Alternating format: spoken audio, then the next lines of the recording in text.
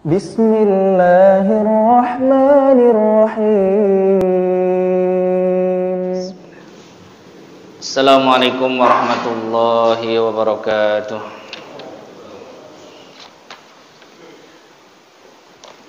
Innal hamdalillah nahmaduhu wa nasta'inuhu wa nastaghfiruh wa na'udzu billahi min shururi anfusina wa min sayyiati a'malina. Man yahdihillahu fala mudilla lahu wa man yudlilhu fala hadiya lahu. Asyhadu an la ilaha illallah wa asyhadu anna Muhammadan 'abduhu wa rasuluh. Allahumma salli wa sallim wa barik ala sayyidina maulana Muhammadin wa ala alihi wa ashabihi ajma'in, amma ba'du. Para jamaah salat subuh Masjid Al-Ikhlas yang dimuliakan oleh Allah Subhanahu wa taala, alhamdulillah bersyukur kita kepada Allah Subhanahu wa taala di pagi hari ini kita bisa hadir, bisa belajar, meneruskan kajian kita tentang ikhtilaful ulama, perbedaan para ulama fi ahkamis shalah, di dalam hukum-hukum masalah salat. Kita sudah banyak membahas tentang azan, dari mulai azan sudah, kemudian masalah iqamah juga sudah, kemudian terkait tentang rukun-rukun qauli, rukun-rukun yang bacaan serta perbedaan ulama di dalamnya. Kemudian ada rukun-rukun fi'li, rukun-rukun yang sifatnya pekerjaan dan juga perbedaan ulama di dalamnya. Kita juga sudah membahas tentang masalah sholat Jum'ah, kemudian masalah hukum sholat berjamaah, masalah sujud sahwi, dan banyak sekali hal-hal yang sudah saya sampaikan di dalam perbandingan mazhab ini. Bukan kita niat untuk bisa menyalahkan orang lain dengan argumen yang kita miliki, tetapi lebih pada kita bersikap dewasa terhadap perbedaan-perbedaan yang ada. Karena ternyata ulamaul madhab, para ulama-ulama madhab kita, walaupun sanad mereka sama, bahkan ada yang guru dengan murid, dan itu beda, itu tidak masalah selama apa yang dia kerjakan berdasarkan dalil yang kuat dari Al-Quran atau dari hadis Nabi Muhammad SAW, atau ketika tidak ada di kedua hal itu menggunakan ijma' dan juga qiyas. Maka oleh karena itu, ketika kita sudah memahami tentang perbedaan ini, berharap kita umat Islam ini hatinya disatukan oleh Allah Subhanahu wa taala. Sudah tidak ada lagi saya mendengar masjid yang berantem gara-gara kunut dengan tidak kunut. Sudah tidak saya dengar lagi masjid yang berantem gara-gara satu jamaah bismillahnya sir, satu jamaah bismillahnya jahar. Sudah saya tidak dengar lagi masjid yang ribut gara-gara perbedaan-perbedaan di dalam masalah fikih yang semuanya itu sebenarnya sudah ada dari dulu. Sudah ada dari dulu, ya. Dari zaman Nabi Muhammad SAW saja sudah ada perbedaan. Zaman sahabat lebih banyak lagi, apalagi zaman kita yang sudah jauh masanya dari zaman Rasulullah SAW. Insyaallah kita pagi hari ini membahas tentang masalah hukum as-sholawat, salat yang al-masnunah, yang disunnahkan. Ini penting, ya, masuk dalam bagian salat sunnah.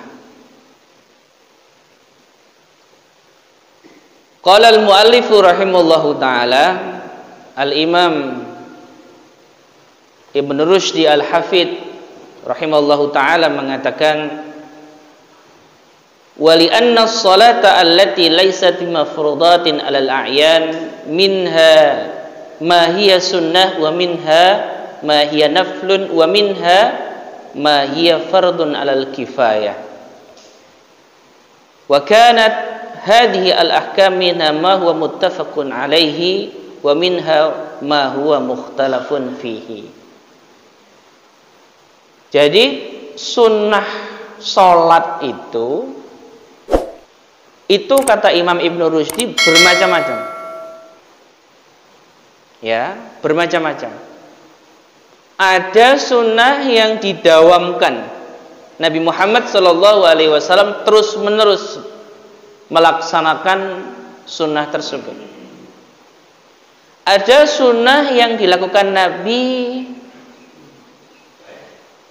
ya, sunnah yang dilakukan oleh Rasulullah SAW sesekali saja, tidak dilakukan terus-menerus. Ada sunnah yang dilakukan oleh Nabi Muhammad SAW kemudian tidak dilakukan lagi. Nah, ini semuanya sunnah, Pak. Ya. Contohnya sunnah yang dilakukan Nabi terus-menerus adalah salat malam. Ini muwadhabah. Nabi terus-menerus melaksanakannya. Seumur hidup Nabi tidak pernah meninggalkan qiyamul lail, salat malam.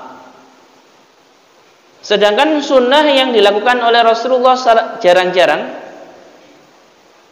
Kadang Nabi lakukan, kadang enggak. Contohnya adalah qabliyah maghrib. Rasulullah SAW mengatakan dalam masalah qabliyah maghrib, "Shallu, kalian salatlah qabliyah maghrib. Shallu, kalian salatlah qabliyah maghrib. Shallu, kalian salatlah qabliyah maghrib liman syaa." Bagi orang yang mau saja. Artinya penekanan sunnahnya tidak terlalu kuat. Ya. Ada sunnah yang dilakukan Nabi, kemudian Nabi tidak melakukannya lagi. Dilakukan Nabi, habis itu enggak dilakukan lagi. Apa, Pak?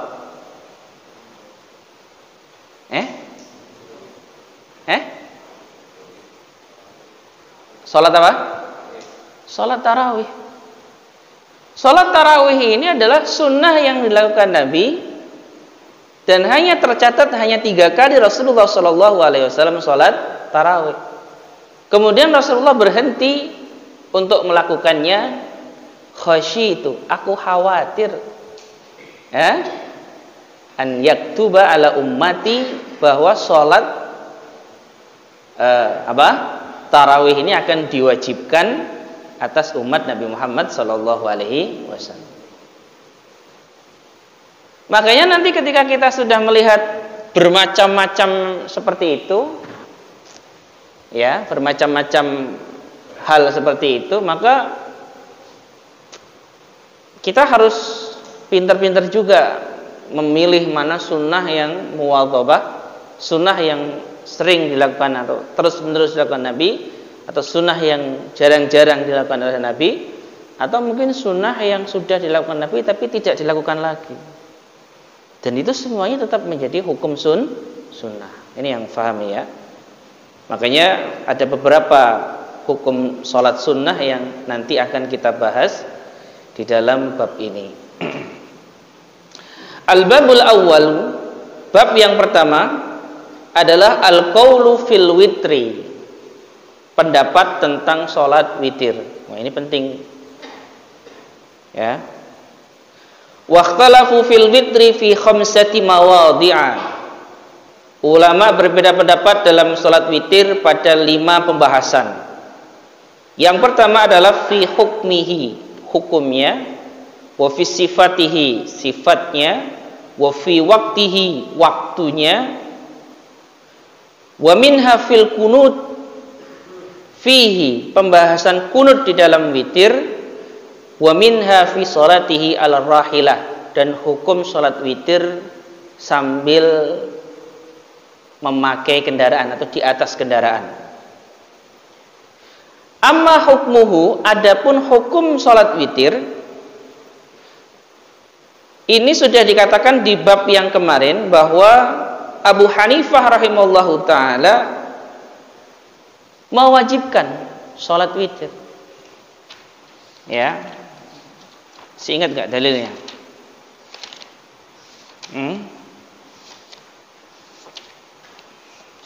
Jadi Imam Abu Hanifah rahimahullahu taala menjelaskan bahwa salat apa? Witir itu hukumnya wajib. Ya. Di bab awal ya tentang masalah bab salat itu dijelaskan ada ulama yang hanya mewajibkan salat al-maktubah, salat 5 waktu saja. Ada yang ditambah dengan apa? Salat witir. Dalilnya witir itu wajib. Hadis riwayat Imam Abu Dawud, Imam Ahmad, Imam Hakim, Rasulullah sallallahu alaihi wasallam bersabda, "Al-witru haqqun." Salat witir itu wajib. Faman lam yutir falaisa minna. Maka barang siapa tidak salat witir maka tidak dari kita.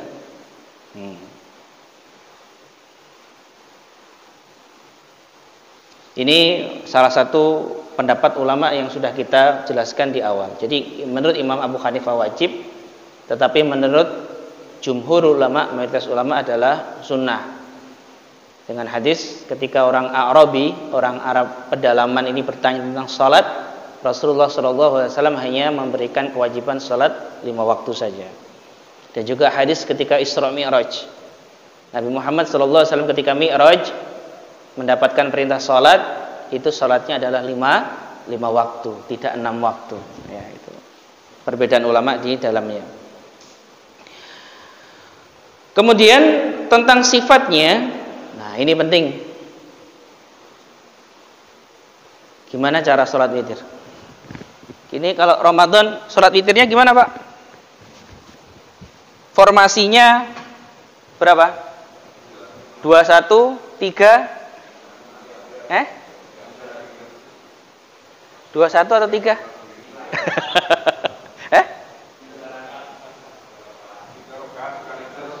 3 rakaat sekali salam.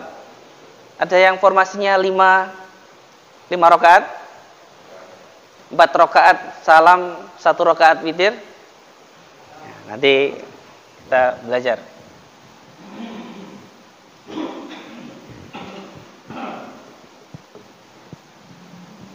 Ya.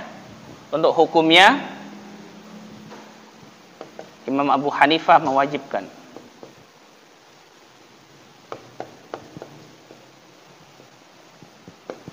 Tapi jumhur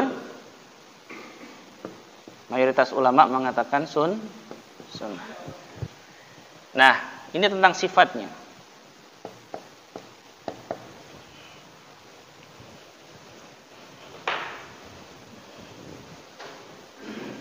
Kalau di Masjidil Haram witirnya berapa? Di Masjidil Haram? Masih ingat gak?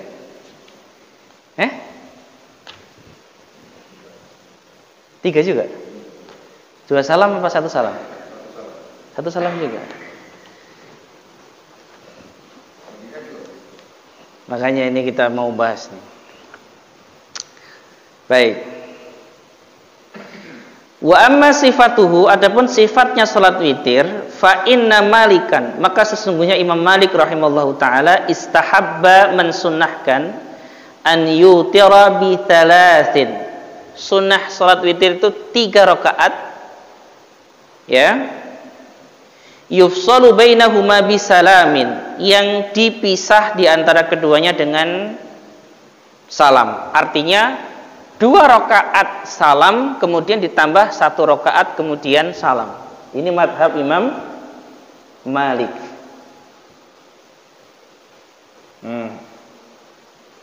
Ya, jadi madhab Imam Malik itu 2 rakaat. Ini kayaknya pakai Malik ini di masjid sini. Bukan ya, 3 langsung ya. Ya, di masjid-masjid sebelah biasanya formasinya 2 rakaat kemudian baru 1 rakaat. Ini madhab siapa? Madhab siapa? Imam Malik rahimahullahu ta'ala. Wa qala Asy-Syafi'i, dan Imam Syafi'i mengatakan al-witru rakaatun wahidatun. Imam Syafi'i mengatakan witir itu hanya satu rakaatnya. Jadi 2 rakaatnya itu tidak dinamakan witir. Ya sholat malamnya saja atau sholat sunnahnya saja. Karena witir menurut Imam Asy-Syafi'i rahimahullahu ta'ala hanya di 1 rakaat yang terakhirnya saja. Ya, ini menurut Imam Asy-Syafi'i.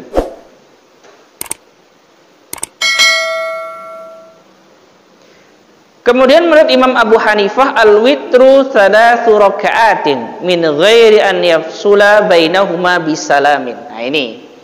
Jadi Bapak pakai madhabnya Imam Abu Hanifah.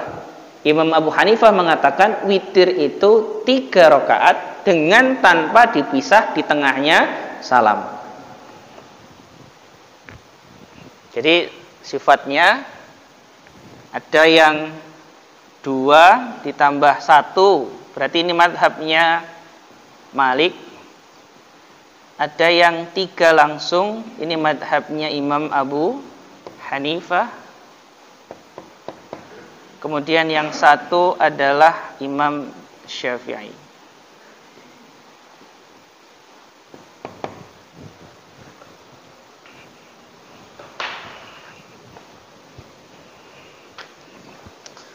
Baik.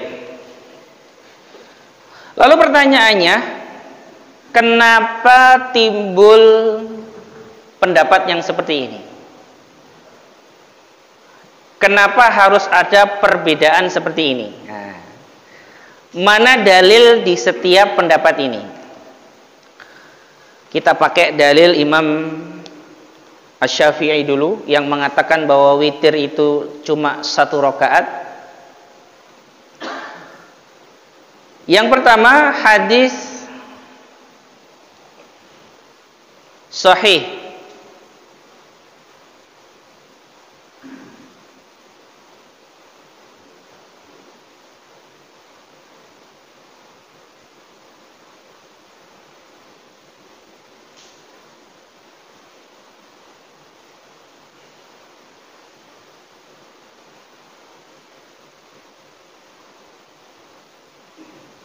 dari Ummul Mukminin Aisyah radhiyallahu anha.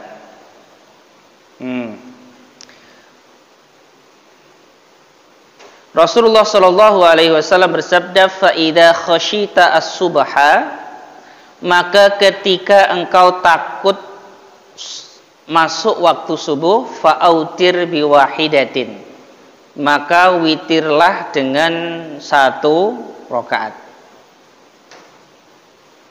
Ya. Atau hadis dari Imam Al-Bukhari dan juga Imam Muslim, Rasulullah sallallahu alaihi wasallam bersabda, "Shalatul laili mathna mathna." Salat malam itu 2 rakaat 2 rakaat.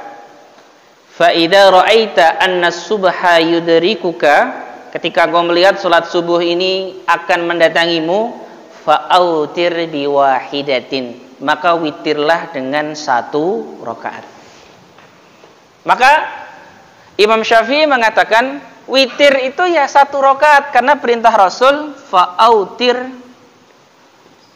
biwahidatin, maka witirlah dengan 1 rakaat.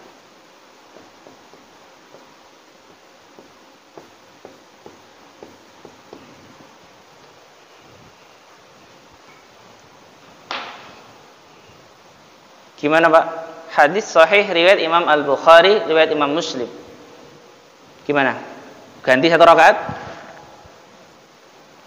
Pak? Enggak, mau diganti enggak 3 rakaatnya jadi 1 rakaat nih? Witirnya? Nanti dulu. Ini baru satu hadis. Ya, kita harus pahami beberapa hadis. Yang kedua adalah pendapat dari Imam Abu Hanifah rahimahullahu ta'ala yang mengatakan bahwa witir itu berapa? 3 rakaat.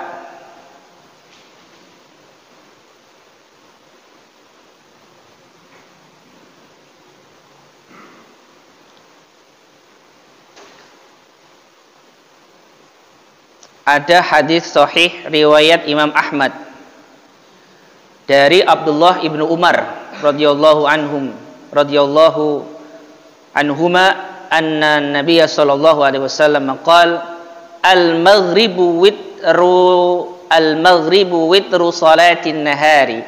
Maghrib itu salat witirnya salat siang. Gimana maksudnya? Maghrib itu salat witirnya salat siang. Artinya salat kita pada pagi hari 2 rakaat masih genap, betul? Kemudian duhur 4 rakaat masih genap. Asar 4 rakaat masih genap. Ya? Maka diganjilkan dengan sholat maghrib 3 rakaat. Sehingga menurut Imam Abu Hanifah rahimahullahu ta'ala, sholat witir malam pun harus 3 rakaat untuk mengganjilkan sholat kita di malam hari. Contoh, orang sholat isya 4 rakaat ganjil, ditambah sholat qiyamul lail seumpama ya 8 rakaat seumpama ganjil, genap ya, lalu diganjilkan dengan 3 rakaat. Pertanyaannya, kenapa harus 3 rakaat? Ini logikanya Imam Abu Hanifah. Kenapa harus 3 rakaat? Karena ketika sholat siang diganjilkan dengan sholat maghrib 3 rakaat, maka sholat malam diganjilkan dengan sholat witir harus berapa? 3 rakaat. Dan 3 rakaatnya itu bukan 2 salam, tapi 1 salam. Ini menurut Imam Abu Hanifah rahimahullahu ta'ala yang mengatakan salat witir itu 3 rakaat dengan 1 salam. Baik.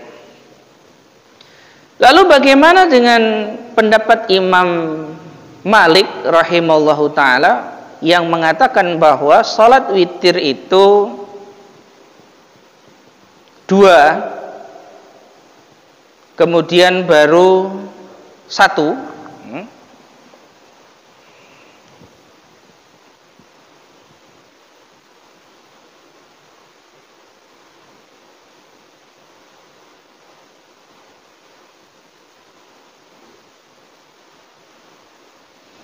Kalau di sini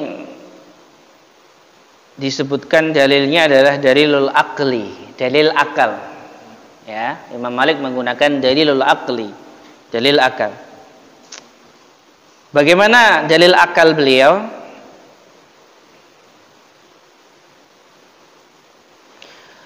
Wa amma Malikun, adapun Imam Malik.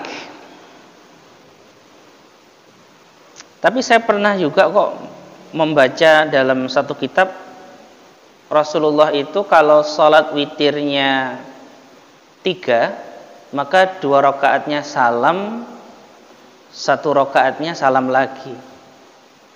Kalau Rasulullah itu sholat witirnya 5, maka 4 rakaat itu salam, kemudian 1 rakaat itu salam lagi. Saya pernah membaca riwayat seperti itu. Tapi kita baca yang ada di kitab. Wa amma Malikun, dan adapun Imam Malik, fa innahu tamassaka fi hadzal bab bi annahu alaihi salatu wasallam lam yutir qattu illa fi athrin syaf'in. Perhatikan nih Imam Malik. Imam Malik mengatakan Rasulullah sallallahu alaihi wasallam ketika mau mengganjilkan salat maka harus dimulai dengan bilangan genap. Ini kata Imam Malik. Tidak mungkin sesuatu itu diganjilkan kalau tidak ada genapnya. Itu ya. Itu kata Imam Malik.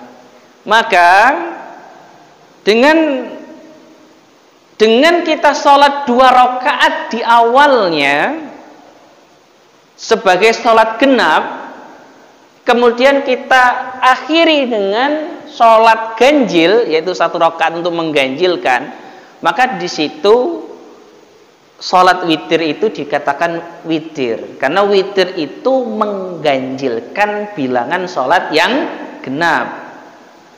Nah, kalau tiba-tiba langsung witir, terus apa yang digenapkan gitu? Bapak habis sholat isya sama mama, kemudian pengen sholat witir, Bapak langsung witirnya 1 rakaat. Kata Imam Malik rahimahullahu ta'ala, terus yang kamu genapkan itu apa? Harusnya kalau engkau mau menggenapkan sholat, kamu harus sholat dulu sebelumnya. Maka dimulailah dengan 2 rakaat bilangan genap, baru diganjilkan dengan 1 rakaat. Ini menurut pendapat Imam Malik rahimahullahu ta'ala. Terus yang kuat yang mana, Pak?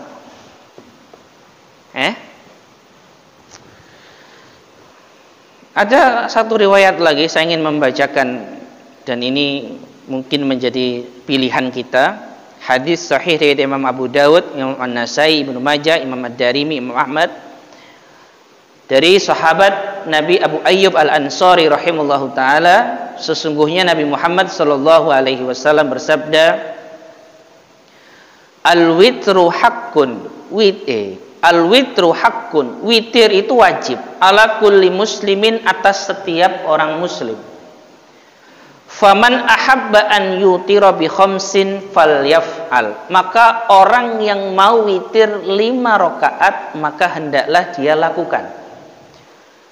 Waman ahabba an yutira bi thalathin falyaf'al, maka ketika orang mau witir 3 rakaat hendaklah dia lakukan. Waman ahabba an yutira bi wahidin falyaf'al, dan barang siapa yang ingin witir 1 rakaat hendaklah dia lakukan. Bahkan di riwayat Imam Abu Dawud, kana Rasul sallallahu alaihi wasallam yutiru bis sab'in wa tis'in wa khamsin.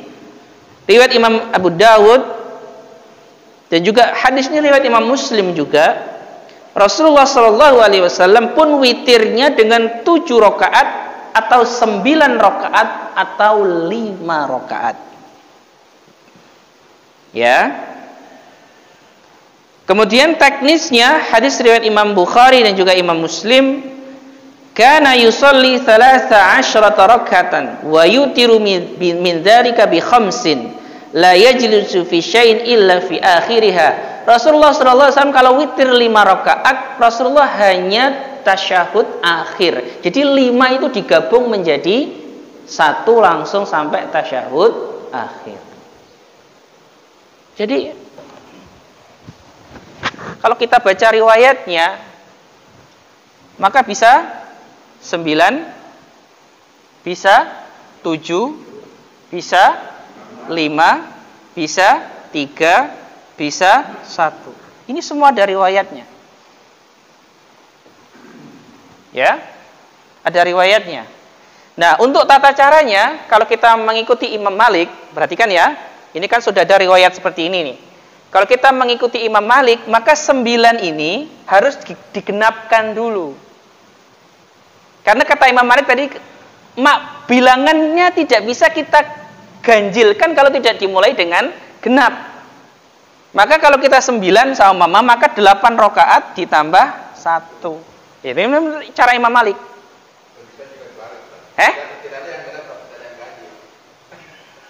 Maksudnya gimana? Gimana Pak? Enggak, perintahnya menggenapkan, Pak. Perintahnya itu perintahnya itu mengganjilkan. Jadi ada perintah fa'autir, maka ganjilkan. Salat itu ganjilkan, dibikinlah ganjil. Maka ketika ada perintah untuk mengganjilkan, ya, maka harus ada genapnya dulu baru diganjilkan. Menurut Imam Malik, terserah Bapak mau pakai ini apa enggak. Ya. Tapi versinya Imam Abu Hanifah rahimahullah taala enggak. Kalau versinya Imam Abu Hanifah, kalau 5 ya langsung 5. Kalau 7 ya langsung 7. Kalau 9 ya langsung 9.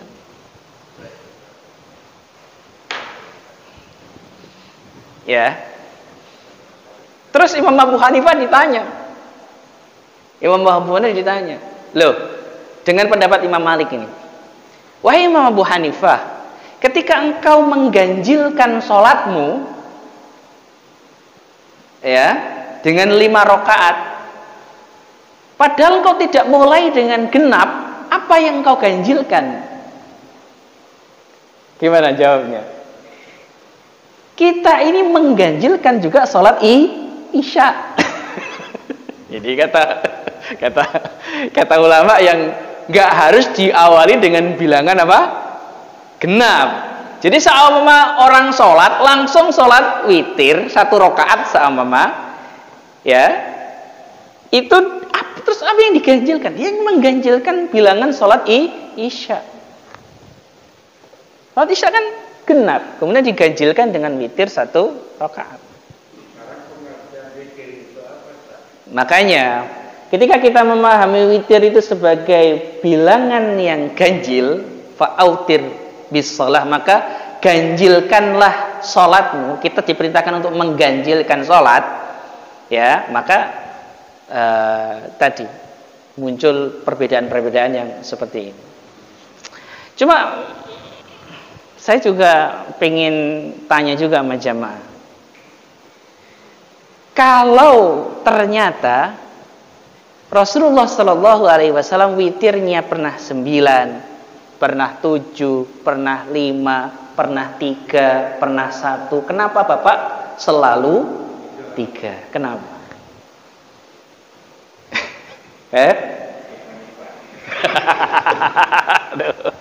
Ini nggak adil Bapak ini. Ayo, Bapak ini nggak adil loh.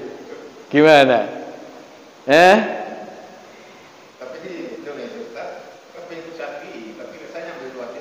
Makanya saya jelaskan apa adanya yang ada di dalam kitab biar mereka tahu. Sebenarnya Imam Asy-Syafi'i rahimahullah ta'ala mengatakan witirnya itu ya 1. Makanya gini loh Pak, kita itu ibadah sering apa ya, yang nggak dalam belajarnya gitu, sehingga terkadang ada masjid imamnya sholat witir 2 rakaat, kemudian sama saya ya diundang Bapak ke sini, kan saya makanya saya tadi nanya, Bapak witirnya berapa? 3 rakaat langsung Ustaz. Oh iya, saya sama nggak ngerti. Kemudian saya 2 rakaat saya sudah tasyahud akhir. Apa yang terjadi Pak? Makmumnya bilang apa? Subhanallah. Duh, aneh tuh pernah Pak. Makanya saya itu kalau sholat diundang di masjid yang belum pernah aneh lihat bagaimana sholat witirnya, saya selalu tanya. Karena saya pernah sholat di masjid yang biasa 3 rakaat, saya 2 rakaat salam itu saya di subhanallahi.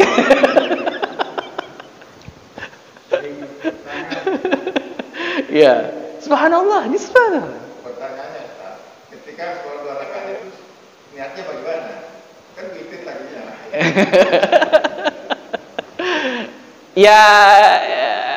Ya witir tapi belum sempurna. Witir tapi belum sempurna. Makanya dikritisi juga. Masa witir kok bilangannya genap? Itu dikritisi juga. Maka Imam Malik rahimahullah mengatakan witirnya itu yang ganjilnya, yang genapnya itu bukan witir. Ya, witirnya itu ya yang ganjil. Makanya agak aneh. Bapak kalau ngedengerin aba-abanya si, kan ada kan biasanya solu gitu ya. Solu sunnat tarawih itu kan ada.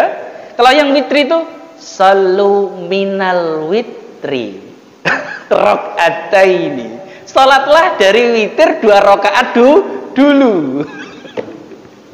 Jadi bukan salatnya itu niatnya bukan salat witir, tapi salatlah dari salat witir.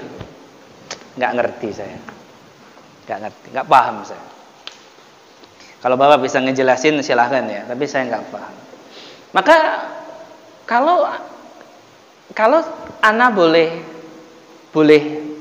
mentarjih, ini pendapat pribadi ana sendiri. Harusnya sholat witir itu ya 9 terkadang, ya 7 terkadang, ya 5 terkadang, ya 3, ya 1. Jadi tidak terkhusus sholat witir itu cuma 3 rakaat.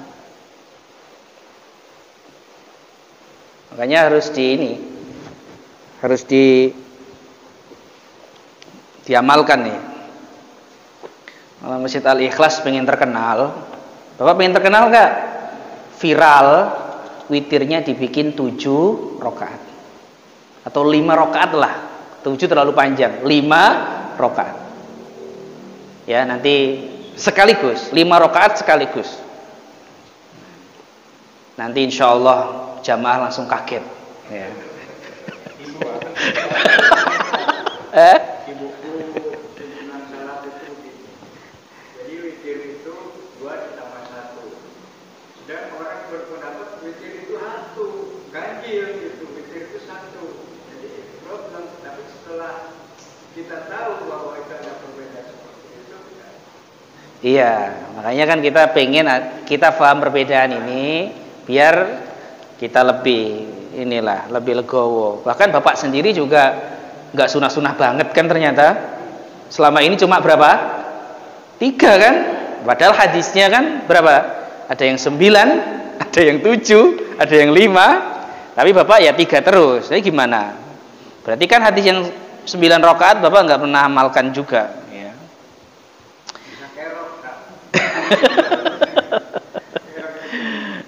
Ini ya. Kemudian yang selanjutnya adalah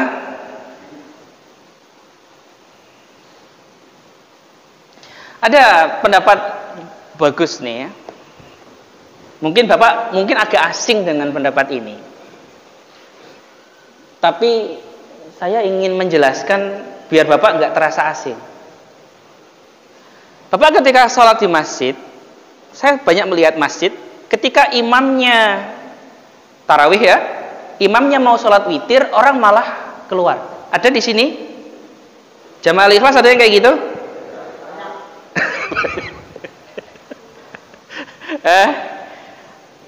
Sholat tarawih, ya, belum sholat, masuk ke sholat witir. Tapi dia malah keluar dari masjid.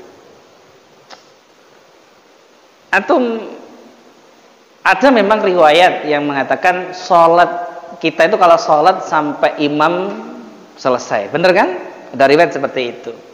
Tapi juga ada riwayat yang seperti ini. Bapak perhatikan, saya bacakan hadisnya. Hadis sahih riwayat Imam Al-Bukhari dan Imam Muslim.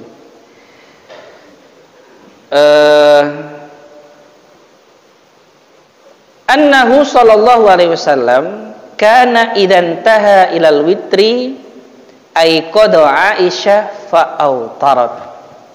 Nabi Muhammad sallallahu alaihi wasallam ini kalau sudah mau salat witir, itu Nabi Muhammad selesai salat witir, ya. Kana idan taha ilal witri ay qada Aisyah fa autarat. Ummul Mukminin Aisyah itu ketika Nabi Muhammad SAW ketika selesai sholat witir, beliau membangunkan istrinya, kemudian Ummul Mukminin Aisyah itu langsung sholat sholat witir. Saya ingin tekankan begini, sebenarnya kalau kita bicara afdhaliyah, maka sholat witir itu sholat yang lebih utama daripada sholat di tarawih. Sama ini sholat tarawih panjang itu ya, itu yang paling utama ada di witirnya, gitu loh. Ya, yang paling utama itu ada di witirnya. Karena kalau sholat qiyamul lail, hampir ulama sepakat qiyamul lail yang Ramadan ya, tarawih, hampir ulama sepakat itu sunnah semuanya. Tapi kalau di witirnya ada yang mengatakan wajib.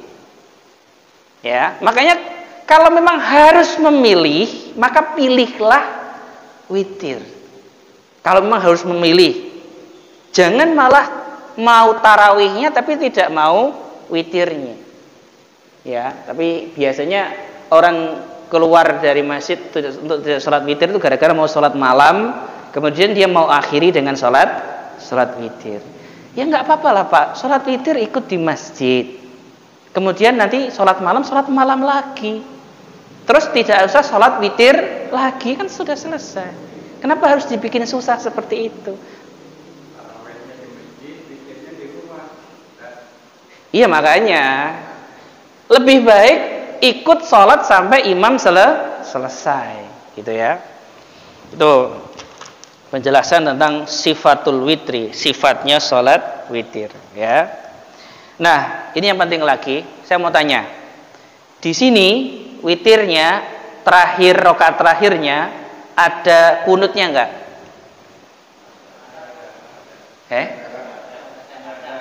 Kok kadang-kadang nih? Enggak ada. Kalau di Masjidil Haram tiap malam tuh kunut. Bapak kalau ke Masjidil Haram setiap witir, selesai sholat witir atau di rakaat akhir sholat witir itu selalu ada apa? Kunut. Di sini terus yang benar yang mana nih? Nih, saya bacakan pendapat ulama di sini. Maksud saya ini biar jadi opsi gitu loh, Pak. Ya, tiba-tiba ngundang imam dari luar, ternyata habis sholat witir akhir rakaat sholat witir kunut. Nah, ini jadi ini kalau nggak ngerti dalilnya ini kan repot juga.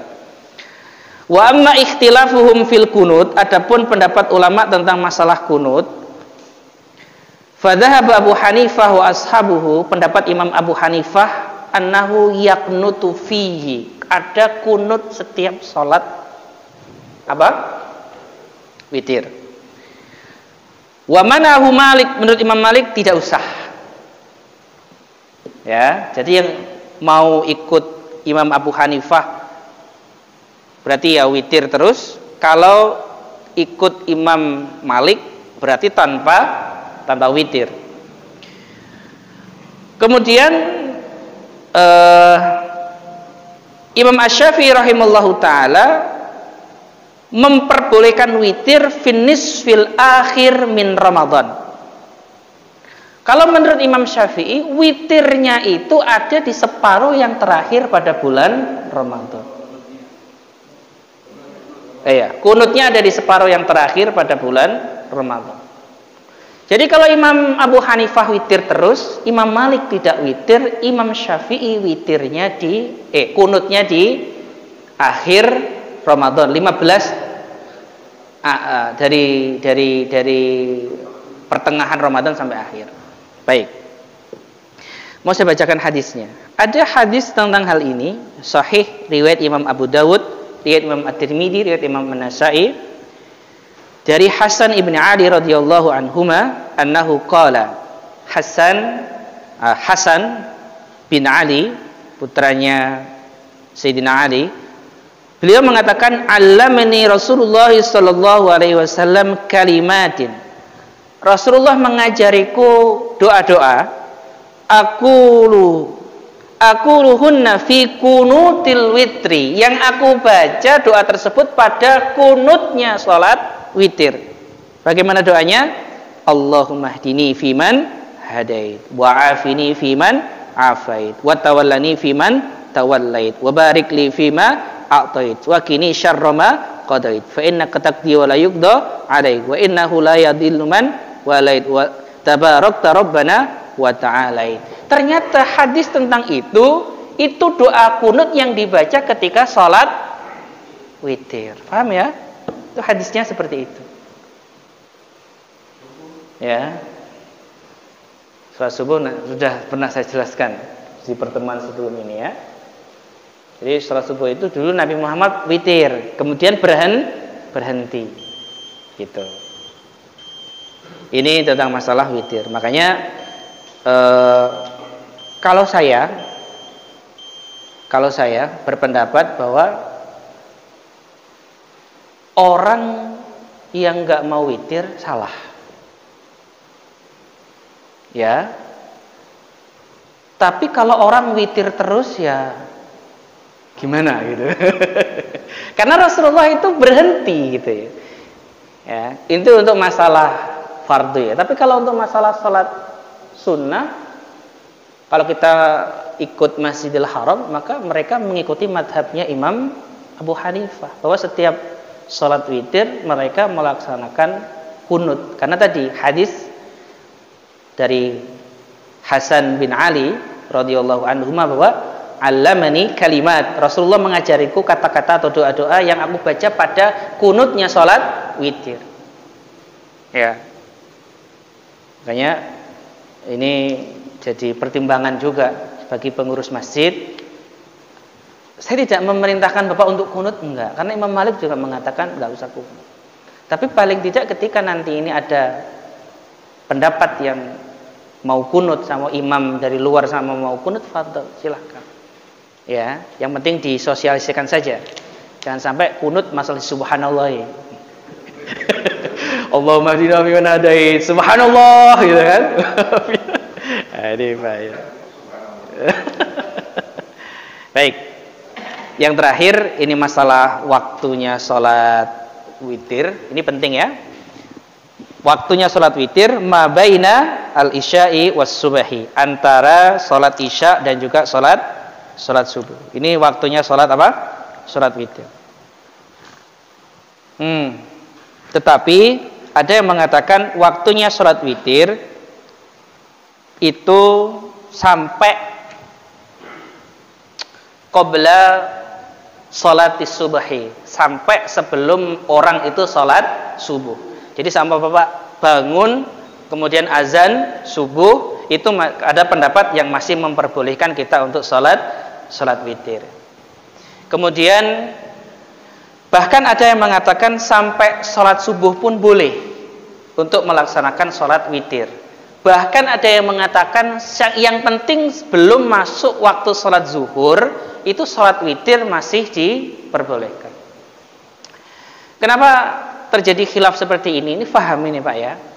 Imam Ibnu Rushdi menyimpulkan kenapa ada khilaf seperti ini. Ini saya bacakan. Imam Ibnu Rushdi mengatakan, fa innahu ruya an Ibnu Mas'ud wa Ibnu Abbas wa Ubadah Ibnu Samit wa Hudzaifah wa Abi Darda wa Aisyah annahum kan yutiruna ba'dal fajri. Jadi ada sahabat Ibnu Mas'ud, Ibnu Abbas, Ubadah Ibnu Samit, Hudzaifah, Abi Darda, Aisyah ummul mukminin itu witirnya setelah azan subuh wa qabla sholatis subahi, sebelum sholat subuh. Kenapa seperti ini? Ini perhatikan nih Pak. Sholat witir itu kan ada yang mewajibkan, benar gak? Maka ketika seseorang ini tidak melaksanakan sholat witir, maka dia ada kewajiban untuk mengqadha. Ya, makanya ketika kita mengikuti madhabnya Imam Abu Hanifah rahimahullah ta'ala, kita boleh mengqadha salat witir ya di waktu-waktu yang saya sebutkan tadi. Bisa sebelum salat subuh, bisa setelah salat subuh, atau sebelum masuk waktu salat zuhur. Ya, ini menurut Al-Imam Ibnu Rushdi seperti itu. Jadi karena ada yang mewajibkan, maka salat witir ini boleh diqadha atau dilakukan secara qadhaan. Tapi kalau adaannya atau waktu yang sebenarnya adalah ma ba'da salatil isya, waktu di antara setelah salat isya sampai fajar. Paham ya seperti itu ya? Tapi menurut Imam madhab Imam Asy-Syafi'i rahimahullah ta'ala, antum bisa baca di dalam kitab-kitab madhab Syafi'i, ada pendapat lain bahwa salat itu walaupun sunnah, kalau kita biasakan maka boleh kita qadha. Antum biasa salat witir, kemudian antum tidak salat witir karena satu hal, lupa atau apa, maka menurut mazhabnya Imam Asy-Syafi'i, walaupun itu kita tidak mengatakan itu wajib, tetap kita mengatakan sunnah. Tapi kalau sunnah itu sudah sering kita lakukan, maka boleh kita qadha. Ya, makanya kayak qabliyah subuh, saya sering saya kasih tahu ini ya. Antum biasa salat qabliyah subuh. Kemudian antum telat melaksanakan salat qabliyah subuh. Maka salat itu kan sunnah hukumnya. Ada yang mengatakan boleh diqadha ba'da salatis subuh. Tapi jangan jadi kebiasaan. Antum gaya. Habis salat subuh salat lagi, habis salat subuh salat lagi, habis salat subuh salat lagi. Ditanya, antum habis salat subuh salat lagi? Enggak belajar perbandingan mazhab antum. Gaya salah. Enggak bisa seperti itu. Jadi qadha itu adanya pada salat yang kita yakini wajib atau pada salat sunnah yang sudah terbiasa untuk kita lakukan. Paham ya? Makanya waktu-waktu kenapa ada sahabat yang subuh witirnya itu waktu fajar sebelum mereka sholat subuh, karena mereka sudah terbiasa sholat witir. Mungkin azannya pas subuh sehingga terjadi khilaf seperti itu. Wallahu a'lam bishawab. Baik, ada pertanyaan, silakan. Silakan, fadhol.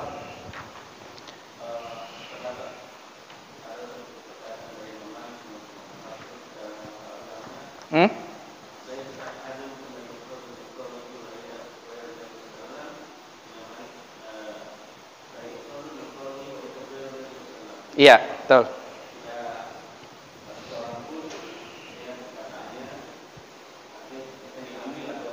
Ditinggalkan Rasulullah.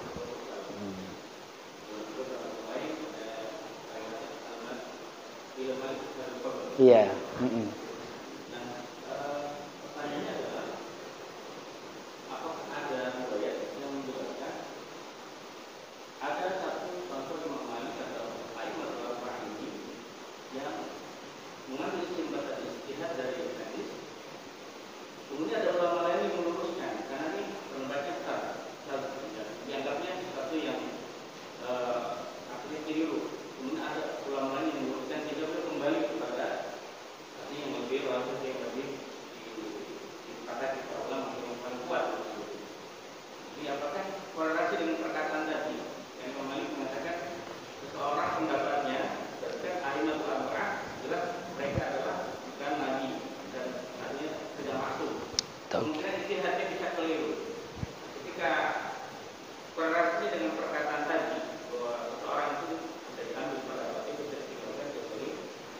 Sahih betul ya. Apakah ada riwayat yang dari kalimat al-Qur'an? Kalau kita lihat apa yang disampaikan istihadnya para imam itu semuanya berdasarkan hadis kan? Tidak ada satupun yang Tidak berdasarkan hadis. Tapi korelasi dengan pendapat Imam Malik ini seperti apa? Apakah kita bisa dari riwayat yang seperti itu? Kesalahan dalam istihad ini luruskan oleh Imam Malik. Baik. Ada yang menafsirkan pendapat Imam Malik seperti itu adalah ta'adduban, sebagai bentuk apa istilahnya ya? Sebagai bentuk akhlak beliau sebagai seorang ulama, bahwa pendapat beliau itu tidak semuanya benar. Ya sama seperti ketika antum mengajar gitu kan? Antum mengajar kemudian antum ngomong, ketika ini benar maka dari Allah, ketika ini salah maka dari diri saya sendiri. Ada yang mengatakan bahwa perkataan Imam Malik rahimallahu taala tentang masalah la ahada ba'da nabi, tidak ada satupun setelah nabi illa wa yukhadu wa yutraku min kalamihi, kecuali akan diambil dan ditinggalkan pendapatnya. Itu adalah ada yang mengatakan min babil akhlak, dari bab akhlak saja. Karena kenyataannya, kita lihat kenyataannya ya, pendapatnya a'immah, para imam-imam madhab ini tidak ada yang bertentangan dengan Quran ataupun dengan sunnah. Sehingga perkataan itu ditafsirkan atau dimaknai sebagai sebuah perkataan yang sifatnya itu akhlak ya, perkataan yang sifatnya itu ta'adub, sifatnya adalah adab. Nah, terkait tentang masalah apakah ada, benar-benar ada sebuah pendapat dari a'immatul madzahib, perkataan imam madhab yang pada akhirnya disinyalir ini tidak sesuai dengan hadis Nabi Muhammad SAW, kemudian tidak diamalkan perkataan tersebut, bahkan dikatakan syadz, bahkan dikatakan itu adalah pendapat yang aneh, ada. Contohnya adalah pendapat Imam Abu Hanifah tentang tidak disyaratkannya sebuah wali dalam masalah pernikahan. Imam Abu Hanifah rahimahullahu ta'ala mengatakan bahwa nikah itu seperti jual beli. Yang dibutuhkan adalah saksi, tidak dibutuhkan wali. Saat perempuannya adalah dzakiyah, perempuannya zu aklin, perempuannya sudah pintar, sudah tahu mana baik dan mana yang buruk. Walaupun konsep nanti ininya itu ada syarat-syaratnya lainnya, ya. Ada yang mengatakan sayyib, ya, ada hadis as-sayyibu ahaqqu binafsiha, janda itu lebih berhak atas dirinya min waliha, daripada walinya. Sehingga ini menjadi sebuah pendapat yang dikatakan ulama pendapat yang syadz, karena sudah jelas la nikaha illa biwaliyin wa syahidai adlin. Ya, Rasulullah mengatakan tidak sah sebuah pernikahan tanpa adanya wali dan tanpa adanya dua saksi. Cuma kita perlu mengkaji lagi pendapat Imam Abu Hanifah tentang masalah hal ini tuh sebenarnya konsepnya seperti apa. Tapi itu sudah menjadi perdebatan panjang dalam kitab ulama bahwa Imam Abu Hanifah dianggap pendapatnya itu syadz dalam masalah itu. Ya, itu contoh yang pertama. Dan yang paling banyak Imam Abu Hanifah memang yang bikin kontroversi itu, ya. Kemudian ada masalah wakaf juga. Ya, wakaf itu boleh apa? Dijual. Gimana coba? Adalah yuhabu wa la yurasu, tidak bisa dihibahkan dan tidak bisa diwaris. Ya, kemudian masalah zakat. Ya, zakat. Ini juga imam pendapatnya Imam Abu Hanifah dianggap syadz. Masalah zakat. Zakatnya menurut Imam Abu Hanifah itu bisa pakai qimah, bisa pakai harga. Bapak, zakat fitrahnya pakai beras apa pakai uang? Nah, itu kalau kita pakai uang berarti kita mengikuti madhabnya Imam Abu Hanifah, yaitu pakai qimah, pakai harga. Padahal zakatnya Nabi Muhammad SAW itu pakai qut, makanan pokok. Kalau kita ikut Daud Zohiri, maka zakat itu wajib pakai gandum atau kurma, nggak boleh pakai beras. Menurut pendapat Daud Az-Zohiri, karena Rasulullah zakatnya cuma pakai itu, zakat fitrah ya. Tapi kalau kita mengikuti Imam Asy-Syafi'i rahimahullah ta'ala, maka pokoknya yang penting adalah makanan pokok. Jadi tingkatannya itu seperti itu, Pak. Ya, ada yang mengatakan harus pakai gandum kurma. Yang kedua, boleh gandum kurma dan juga makanan pokok, yang penting makanan pokok. Kemudian yang ketiga, boleh pakai qimah, pakai harga.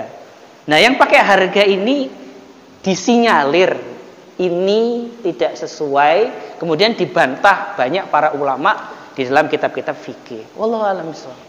Memang ada, tapi saya melihatnya perlu kaji lagi gitu loh, ya. Walaupun ada dalam kitab-kitab fikih, kalau antum tanya ada enggak pendapat Aimatul Arba'ah yang disinyalir keluar dari dalil hadis, ada, tapi itu perlu dikaji lagi menurut saya.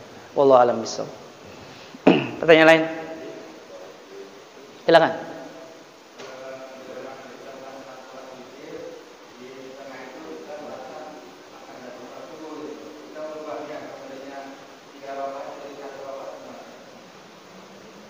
Sholat witir jadi sholat zuhur.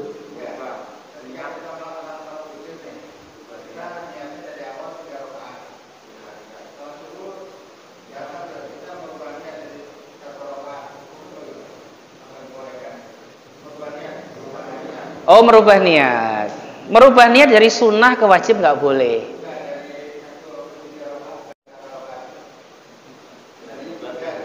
Oh, iya, paham. Awalnya mau 3, kemudian dijadiin Satu. Karena sholat subuhnya sudah masuk. Sebenarnya sholat subuh sudah masuk, kita teruskan tidak masalah, Pak. Kalau antum tanya seperti itu ya. Tapi kalau sama antum mau satu juga tidak masalah. Merubah niat yang seperti itu juga tidak masalah juga. Ya. Tidak masalah. Hukumnya boleh saja. Nah, kalau sholat mengganti niat dari sunnah ke wajib nggak boleh. Tapi kalau mengganti seperti itu boleh, insyaallah. Silakan. Kalau kita zakat sama beras itu ditolak, itu benar atau salah? Di sini ditolak Imam beras. Iya. Kita harus pakai amil. Amil itu punya standar. Ketika amilnya itu merasa gini loh Pak, gini Bapak pahamin. Amil di masjid itu kan bukan amil yang sebenarnya. Ya, artinya amil yang sebenarnya itu kan amil yang ditunjuk oleh pemerintahan, sebenarnya seperti itu. Nah, karena kita ini bukan amil sebenarnya, maka ya posisi amil itu adalah wakil. Paham ya? Posisi amil itu adalah wakil. Wakil itu orang yang mewakili orang yang mendistribusikan zakat Bapak. Paham? Nah, ketika Bapak ngasih wakilnya nggak mau, ya nggak apa-apa. Ya terserah, Bapak bagi sendiri. Tidak masalah. Tidak masalah. Karena posisinya adalah sebagai wakil. Masjid tidak punya kewajiban untuk menampung zakat masyarakat sekitar. Bapak harus pahami ini. Sama ini masjid tidak menerima zakat sama sekali untuk dari warga, bagikan kepada tetangganya masing-masing, fadhol, silahkan. Yang punya otoritas untuk mengelola zakat itu amil. Amil itu orang yang ditunjuk oleh pemerintah untuk mengelola zakat. Nah, sama Bapak mau ngasih zakat ke amil, amilnya nggak mau, itu dosa. Tapi kalau pengurus masjid ini, dia bukan amil, dia adalah wakil. Ya, makanya sah-sah saja ketika masjid ini menerima zakat ataupun tidak menerima zakat. Toh dia bukan sebagai amil, dia hanya sebagai wakil. Makanya tidak dapat bagian. Pahami ya. Karena dia wakil, dia nggak dapat bagian. Kecuali kalau dia adalah amil, maka amil punya bagian. Sumun, 1/8 amil itu bagiannya dari zakat. Tapi kalau dia tidak amil, silakan, pertanyaan lain. Paham semuanya? Sudah siang? Sarapan. Kita tutup dengan kafaratul majelis. Subhanakallahumma wa bihamdika asyhadu an la ilaha illa anta astaghfiruka wa atubu ilaik. Assalamualaikum warahmatullahi wabarakatuh.